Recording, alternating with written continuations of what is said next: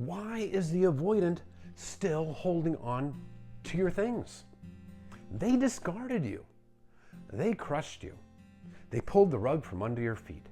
They threw you out as if you never even mattered, didn't even show you empathy, gave you vague excuses as to why the relationship had to end. They really broke your heart. Or maybe they slow faded out on you. Still hurt a ton. But they have your things, and they still have yet to return them. Maybe they said they would.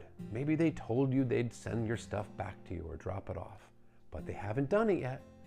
And you can't figure out why this person is still holding on to your items. It doesn't make sense.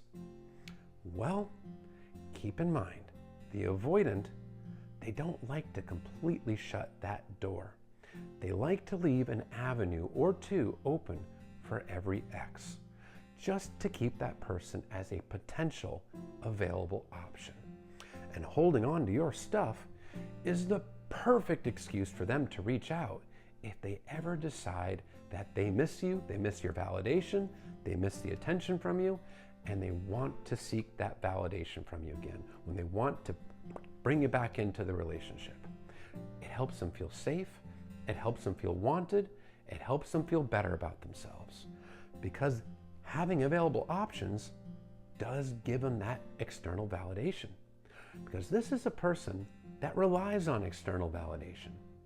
They don't know how to internally validate themselves. It comes from a very low self-esteem. They need to feel wanted, they need to feel desired, they need to feel liked. That's because they didn't receive the love and the nurturing that they needed in childhood. They weren't shown that kind of love. They weren't able to express their emotions, so they felt unlovable. They grew up to feel like there must be something wrong with them. They personalized that emotional neglect. So now as an adult that feels unlovable, a person that feels unlovable needs to get that validation from others to feel better about themselves. So that is exactly why avoidants will often just keep that door open to keep their available options. And holding on to your stuff is a perfect avenue for it, because if they return your stuff to you, then that door really is shutting. There's no avenue, no excuse for them to reach out to you without really risking rejection. Because rejection is one of the core fears of an avoidant. When they were a child, if they expressed their emotions, their parents or their caretakers shot them down, dismissed them, perhaps even reprimanded and punished them for showing negative emotion.